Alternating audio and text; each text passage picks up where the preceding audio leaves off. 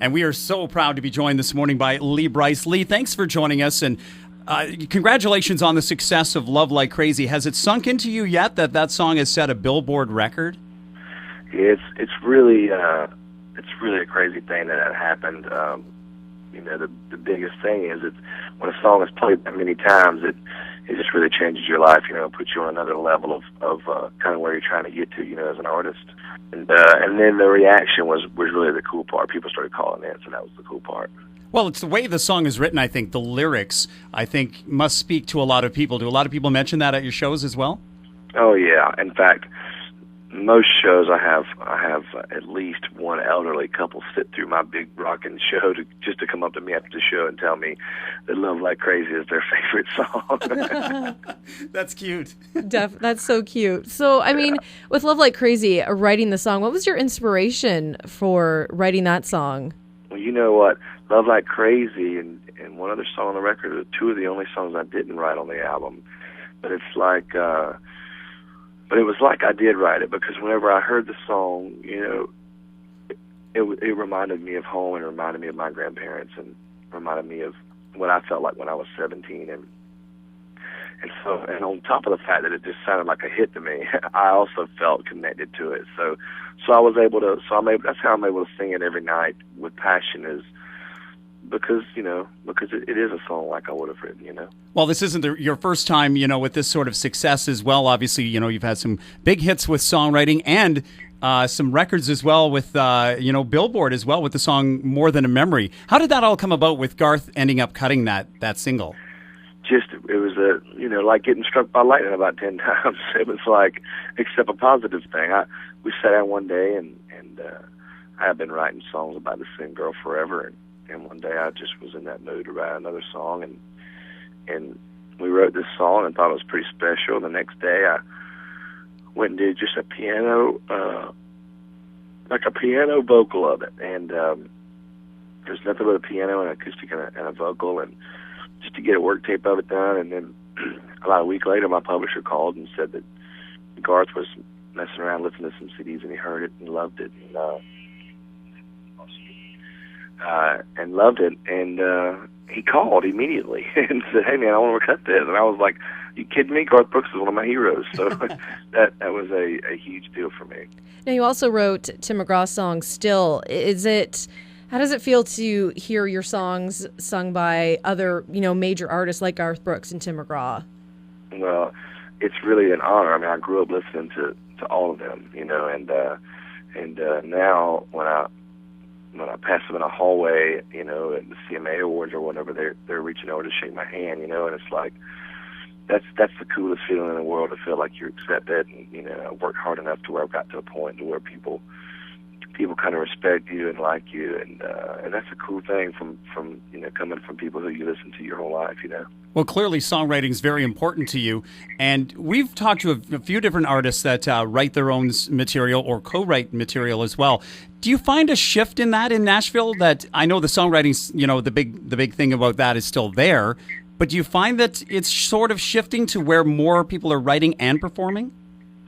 Well, yeah, it's always a positive if you're an artist or a singer. It's always a positive if you can at least co-write what you're doing, because you're a part of that song, like in more ways than one. It's not like you're just doing it just so you can be a name on it. Your ideas and your feelings and your inflections and every little thing go down as you're writing the song. So therefore, it's even more you. So whenever you're singing it, it's more believable. It's more believable, and it's it's always a good thing. So I think that people are encouraged all the time to, if you're going to be an artist, you got to start writing, try to think of things that you want to say and things that you want to be a part of. Now, I've heard a lot of other country artists have told us that the songs that they write, it's kind of like they're their children. They're sending their children out into the world. Is that how you would describe it for yourself, or is it sort of a different process? It is kind of that. Because especially kind of the songs that maybe McGraw and Garth Brooks and Cheryl cut of mine, it's like they were really special songs, and they were kind of like children. I was like definitely going to put them on my albums, and I was going to put them out myself. And so they definitely are like children. So it's kind of tough going, okay, I got to let you go, number one. Number two, you know, how are you going to be treated, you know? And so when you hear the recordings of somebody else, you do kind of, you listen to them with a very clear ear. You're like, I want to hear what y'all did with my child. I hope you're treating them well, right? Now, I know you're out on the road a lot. You were telling us off air as well that you're heading out on a plane very shortly as well. Now, when it comes to touring, is there anyone on your wish list, your bucket list, if you will, that you really want to go out on the road with? Well, you know what? I toured a little bit this year with Hank Jr. and just a couple of shows, and so I'd love to be on a tour with him at some point, you know. And my biggest wish list in the world ever, and it isn't even because of how many people would be there. It's just because it's him. It's, you know, it would be wonderful to open up a show for Garth Brooks. He is really one of my big influences since I was a kid, and writing that song for him and all. And he's just such a great guy. And so, you know, I'm out with Willie all summer this summer, so that's going to be a cool thing. And so some of my bucket list is coming true. Well, it's got to be pretty cool to see some of your dreams actually come to fruition after so many years of hard work down in Nashville. Yeah, it's been a long time. You know, you devote your life to something, and you know, for better or for worse, and it's getting better. Now, I've got to mention, Lee, that while we were doing a little bit of research and looking at pictures of you and whatnot on the website, you always seem to have a little bit of scruff going on. Now, I've got to ask, with this being November and a lot of guys taking part in the Movember where they're growing out a stash, have you grown out a mustache at all? I have not started that yet, but I think I will here in a couple of weeks. I think I might go for that, and, you know,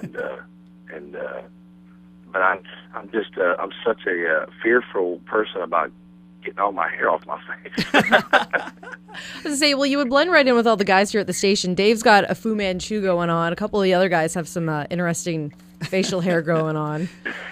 Trying to find interesting ways to do it. Absolutely, yeah. You got to have fun with it, that's for sure.